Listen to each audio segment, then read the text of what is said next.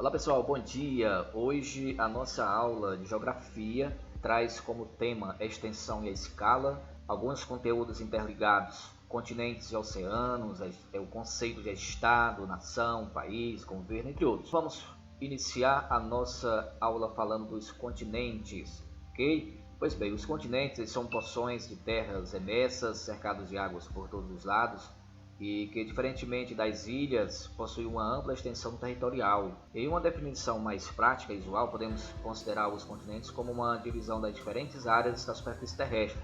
Então, ele seria, portanto, uma forma de regionalização do nosso planeta. Os continentes da Terra são América, Europa, Ásia, África, Oceania e Antártida. Okay? Então, esses são os continentes do planeta Terra. Então, o maior continente da Terra é a Ásia, que possui uma extensão territorial de 44,5 milhões de quilômetros quadrados. O menor dos continentes da Terra é a Oceania. Sua extensão é de aproximadamente 8,5 bilhões de quilômetros quadrados. Os oceanos, pessoal, eles são porções de água que ocupam as principais e mais amplas depressões de relevo do planeta. Trata-se, portanto, de um imenso conjunto de água misturada com outros elementos, principalmente os sais minerais, que circundam as áreas formadas pelas terras remessas e que incluem os continentes. Se considerarmos que os oceanos, diferentemente dos mares, não estão cercados pelos continentes em pelo menos 3 lados, podemos dizer que existe apenas 3 oceanos: o Oceano Pacífico, o Atlântico e o Índico, uma vez que os oceanos Glacial Ártico e o Glacial Antártico seriam, na verdade, grandes mares ou um conjunto de mares. A maior parte das abordagens geográficas e gerais considera-se historicamente como áreas oceânicas, o glacial ártico e também o glacial antártico, ok? Bom pessoal, a Terra ela possui aproximadamente uma área total de 511 bilhões de quilômetros quadrados. Cerca de 29% dessa área é ocupada de terras remessas, ok? Continentes, os arquipélagos, que são agrupamentos de ilhas, né? As próprias ilhas, o restante, que é 71%, é ocupado pelos oceanos e mares, é composta por água, tá? Bom, então, definindo aqui um pouco agora sobre território, né? A palavra território vem do latim territorium, que significa terra. Então, o território, em poucas palavras, é a porção da superfície terrestre sobre a qual o Estado exerce soberania, é a base física do Estado, e além do território continental, compreende o espaço aéreo, as ilhas e o mar territorial. Então, essa é a definição de território em poucas palavras. Algumas pessoas confundem territórios com fronteiras, tá? Porém, fronteira é o limite entre duas partes diferentes, distintas, sendo ela que determina a área territorial precisa de um Estado.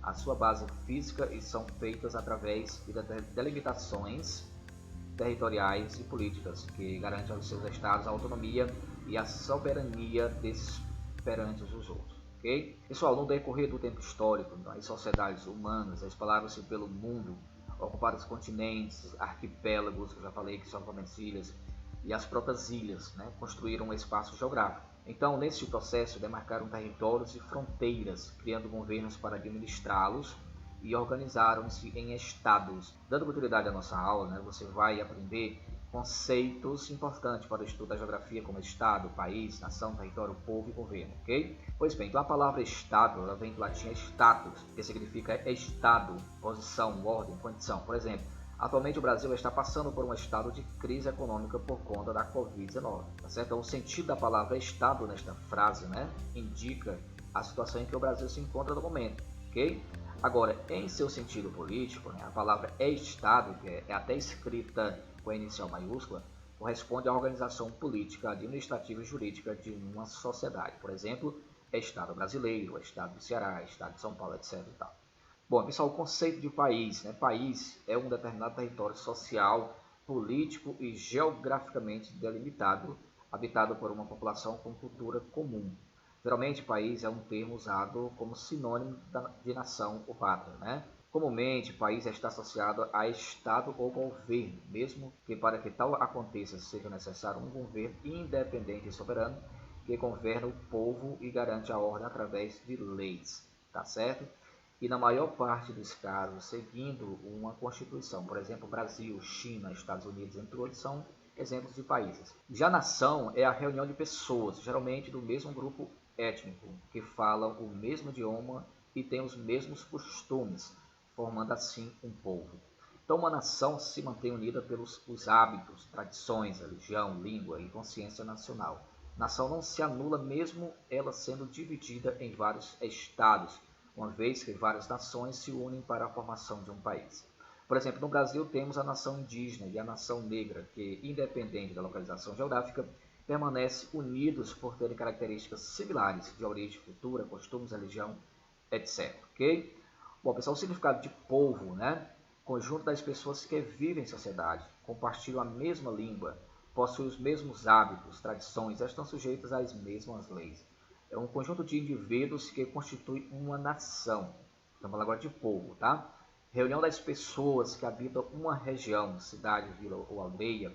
Podemos dizer que é um conjunto de pessoas que, embora não habitem o mesmo lugar, possuem características em comum, que é a sua origem, religião, etc. Bom, pessoal, e o que é governo, né? Governo é a autoridade governante de uma nação ou unidade política que tem como finalidade regrar e organizar a sociedade. Percebe que esses assuntos estão todos interligados. O governo tem como finalidade regrar e organizar a sociedade. O tamanho do governo ele vai variar de acordo com o tamanho do estado, podendo ser local, regional e nacional. O governo é a instância máxima de administração executiva, geralmente reconhecida como a liderança de um estado ou uma nação. Existem formas de governo, tá? Então existem duas principais formas de governo, a república e a monarquia, sendo que dentro destes modos ainda existem os sistemas de governo, que podem ser o parlamentarismo, o presidencialismo, o constitucionalismo ou o absolutismo, tá? São os sistemas de governo. No Brasil, pessoal, os governos são subdivididos em três principais categorias. Tem o governo federal, que é a instância responsável por todo o território nacional, o governo estadual, que é responsável pela organização de cada estado brasileiro, né? E os governos municipais, né? Que respondem por cada um dos municípios de modo particular. Pois bem, então atualmente, para fechar aqui, né, no federal nós temos o Jair Bolsonaro, né, que é o presidente da República. No estado do Ceará nós temos o Camilo Santana e no município de Vera Cruz o governo maior, Netinho Moraes. Bom, esses são alguns assuntos importantes aqui na nossa aula de hoje.